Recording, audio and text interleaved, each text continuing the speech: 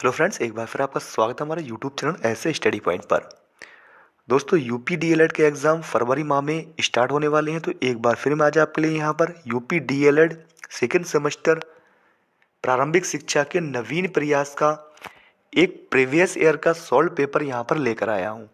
दोस्तों, इस पेपर के द्वारा आपको पता चलेगा कि किस तरह के प्रश्न जो हैं वो प्रारंभिक शिक्षा के नवीन प्रयास के एग्ज़ाम में पूछे जाते हैं, जिससे कि आप अपनी तैयारी को और भी अधिक बेहतर बना सकते हैं।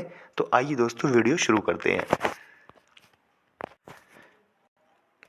दोस्तों, इस पेपर में 2 घंटे का समय होता है और सबसे पहले जो है बहुविकल्पीय प्रश्न पूछे जाते हैं, जो कि 15 बहुविकल्पीय प्रश्न होते हैं और 15 नंबर के पूछे जाते हैं।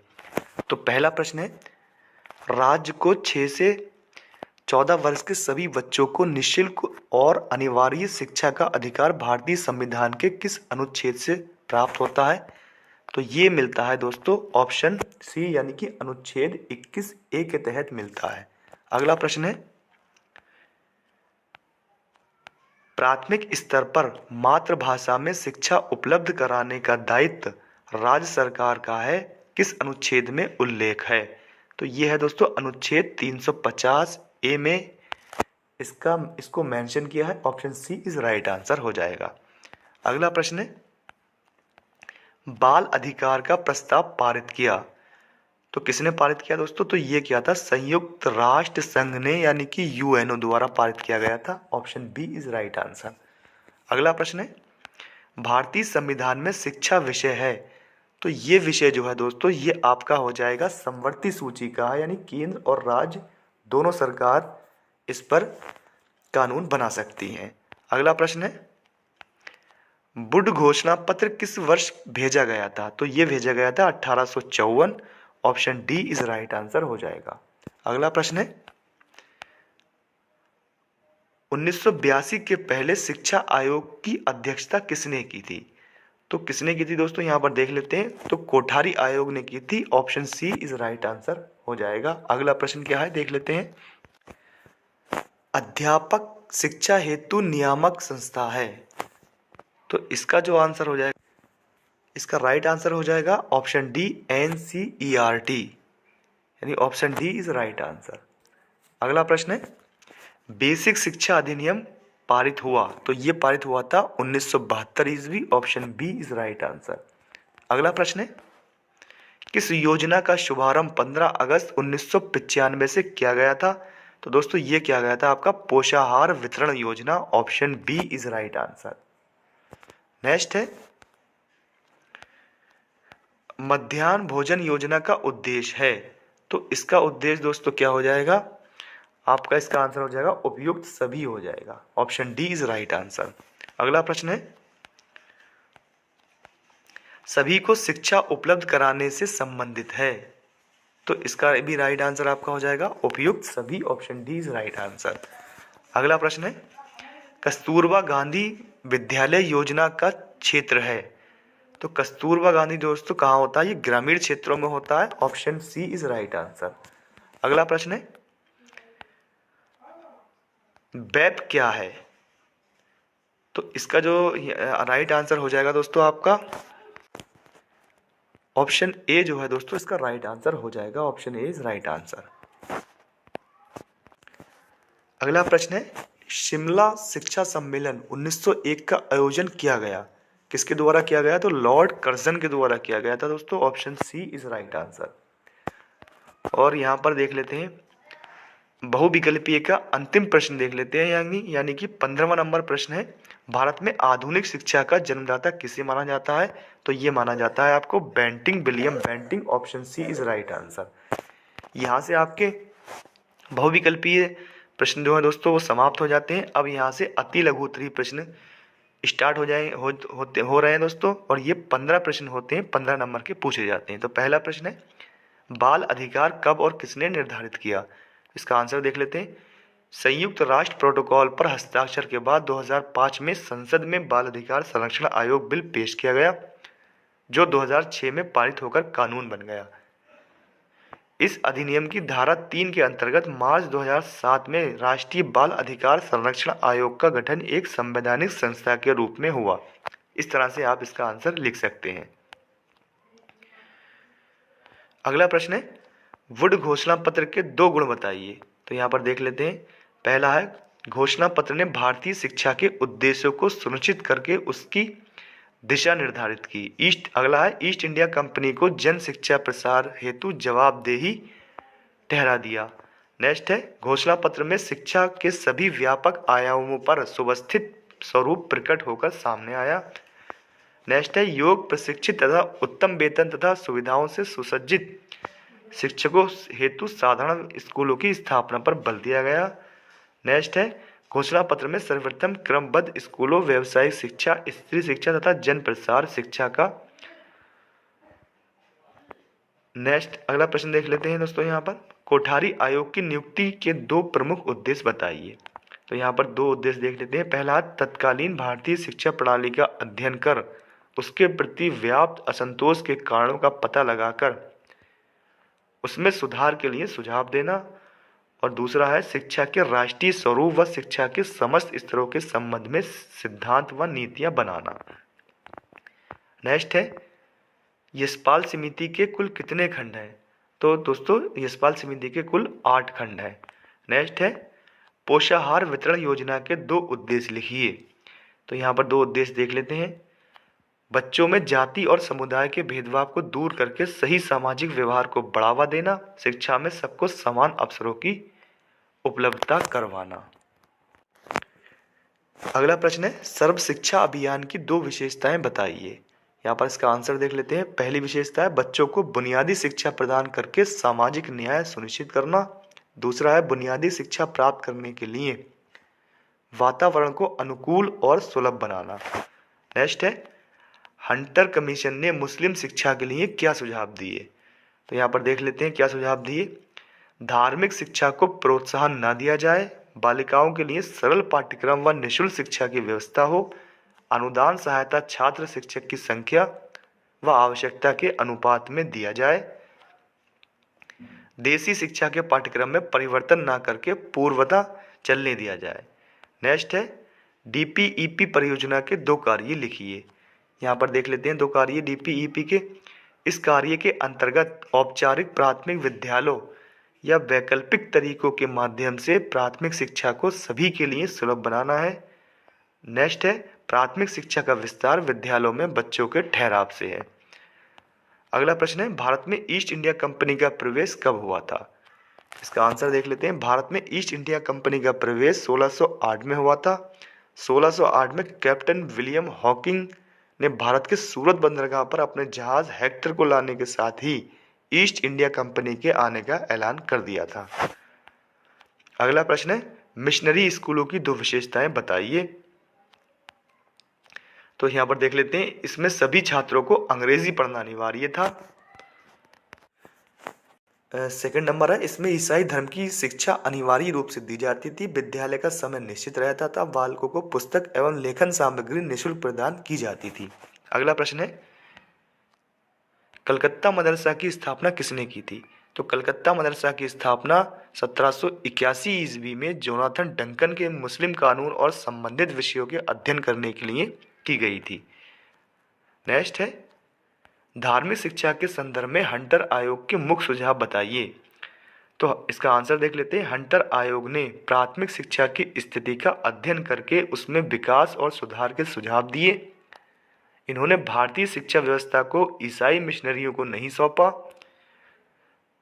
हंटर कमीशन के सुझाव के अंतर्गत प्राथमिक पाठ्यक्रम स्थानीय आवश्यकताओं पर आधारित होना चाहिए, अर्थात शिक्षा का भारतीकरण होना चाहिए।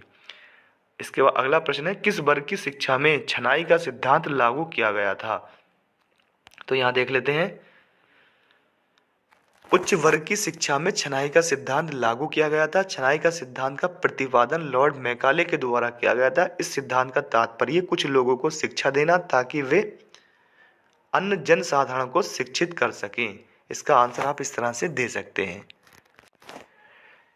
अगला प्रश्न है नवीन शिक्षा नीति के 2 दोष बताइए। तो यहाँ पर देख लेते हैं 2 दोष। राष्ट्रीय शिक्षा नीति को शिक्षा का निजीकरण और व्यवसायीकरण को बढ़ावा देना नवीन शिक्षा नीति का दोष कारण हो सकते हैं। भाषा की बाधाएं, तकनीकी बाधाएं और प्रतिरोध, पाठ्यक्रम अवधि, भविष्य में सीखने के अवसर प्रभावित होते हैं। अगला प्रश्न है, आचार्य राममूर्ति समिति की प्रमुख 2 सिफारिशें बताइए। तो यहाँ 2 सिफारिशें यहाँ देख लेते हैं। शिक्षा के उद्देश्य, सामान्य स्कूल प्रणाली, व्यक्तियों के कार्य हेतु सशक्तिकरण, स्कूली विश्व व कार्य स्थल में संबंध स्थापित करना, परीक्षा सुधार, मातृभाषा को स्थान, स्त्रियों की शिक्षा। तो इस तरह से यहाँ पर दोस्तों ये 15 प्रश्न जो है वो आपके अति लघु उत्तरीय भी यहाँ पर कंप्लीट हो चुके हैं। अब आपके यहाँ से लघु उत्तरीय प्रश्न स्टार्ट हो जाते हैं जो कि 10 पूछे जाते हैं और प्रत्येक के लिए 2 अंक निर्धारित किया गया है, यानी कि 20 नंबर के लघु उत्तरीय प्रश्न पूछे जाते हैं। तो पहला प्रश्न देख लेते हैं, सन 1813 एवं 1833 के आज्ञा पत्र क्या हैं। तो यह इसका आंसर देख लेते हैं। 1813 से 21 वर्ष बाद 1833 में ब्रिटिश पार्लियामेंट ने ईस्ट इंडिया कंपनी को नया आज्ञा पत्र जारी किया।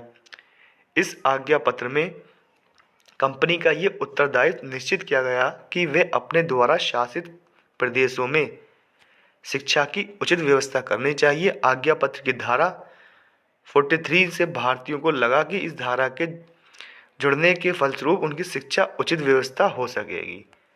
इस तरह से आप इसका आंसर पढ़ सकते हैं। अगला प्रश्न है, यशपाल समिति के सुझाव एवं रिपोर्ट का सारांश लिखिए।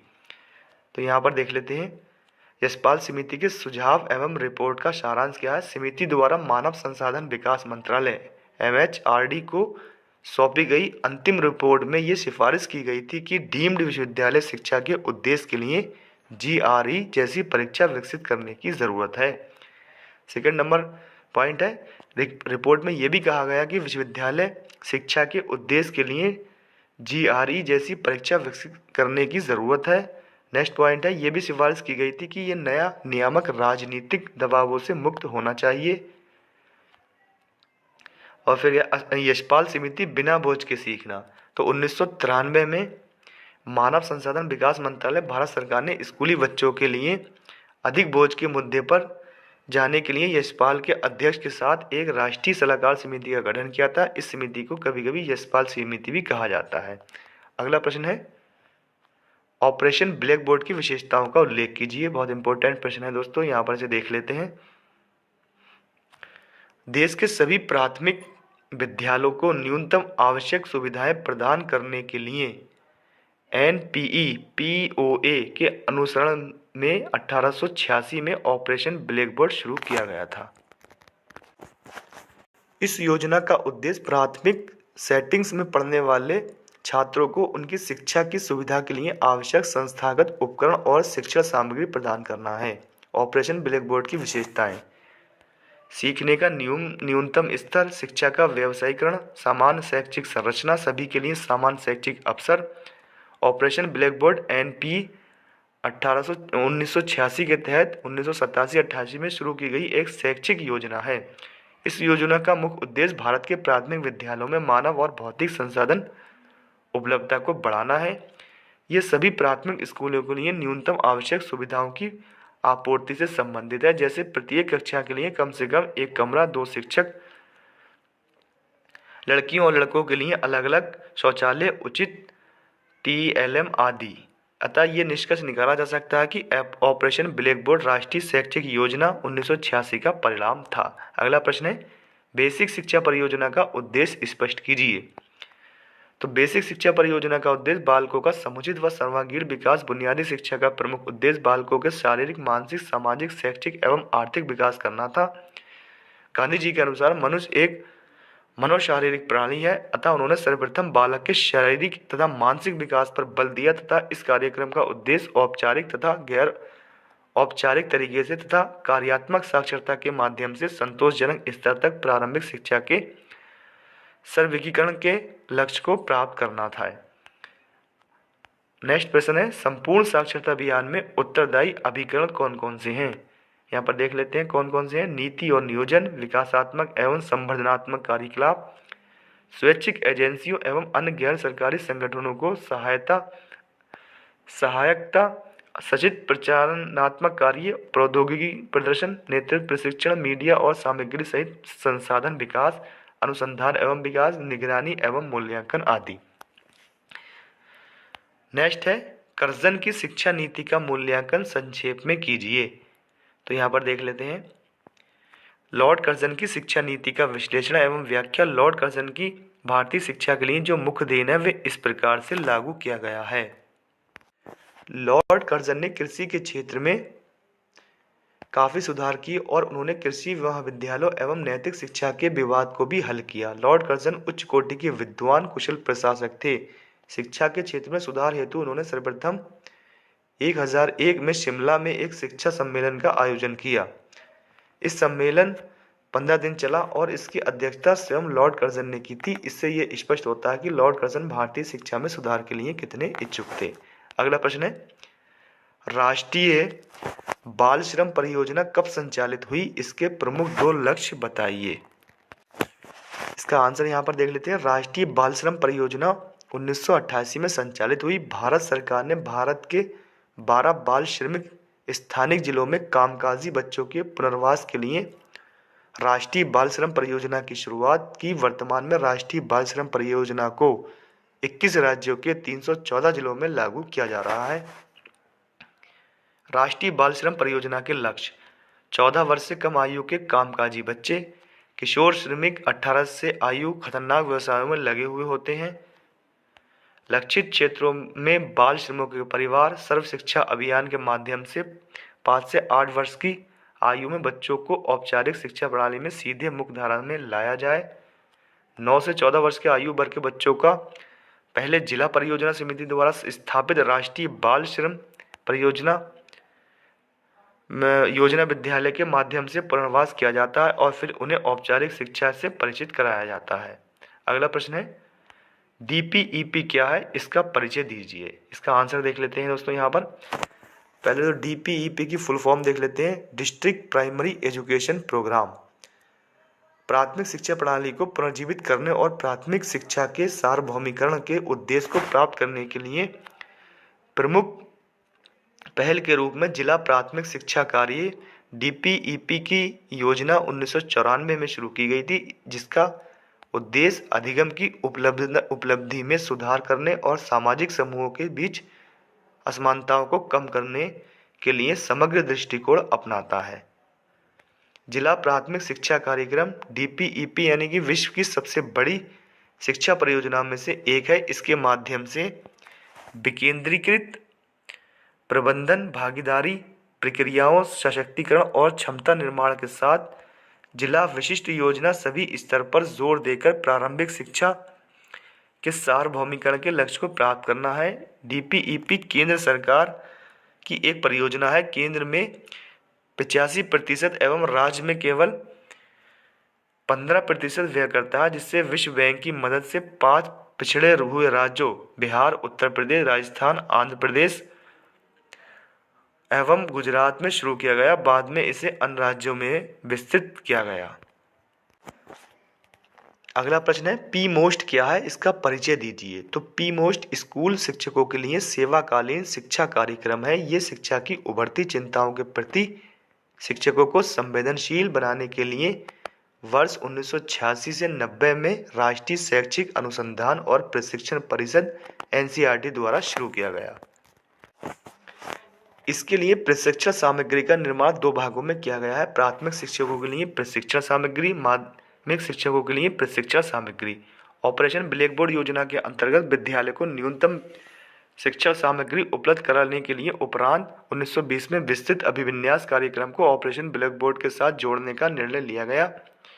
इस निर्णय के अनुसार एक नई प्रशिक्षण सामग्री की संरचना की बात कही गई, जिसमें ऑपरेशन ब्लैक बोर्ड के अंतर्गत उपलब्ध कराई गई सामग्री के समुचित प्रयोग की बात पर बल दिया गया। पी मोस्ट कार्यक्रम के रूपरेखा निम्न है।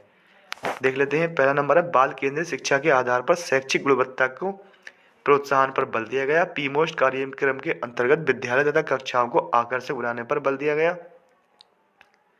विद्यालय को प्रभावी रूप से कार्य करने के लिए भवन, अध्यापकों एवं प्रशिक्षण सामग्री के संबंध में स्पष्ट सुविधाओं का उल्लेख किया गया। इसके अंतर्गत विद्यालय तथा कक्षाओं को आकर्षक बनाने पर बल दिया गया। नेक्स्ट है दोस्तों, और लघु उत्तरीय प्रश्न का अंतिम प्रश्न यहाँ पर है। सॉफ्ट का पूरा नाम लिखिए। इसके 2 मुख्य उद्देश्य बताइए। SOPT का पूरा नाम तो यहाँ पर देख लेते हैं, special orientation programming for primary teacher, यानी कार्यक्रम मानव संसाधन विकास मंत्रालय द्वारा वर्ष 1993-94 में अनुस्थापन हेतु चलाई जा रही प्रायोजित योजना थी। इस योजना के अंतर्गत शैक्षणिक संसाधन उपलब्ध कराने के अतिरिक्त इस योजना के क्रियान्वयन, संगठन, प्रबंधन तथा अनुरीक्षीकरण का उत्तरदायित्व सौंपा गया।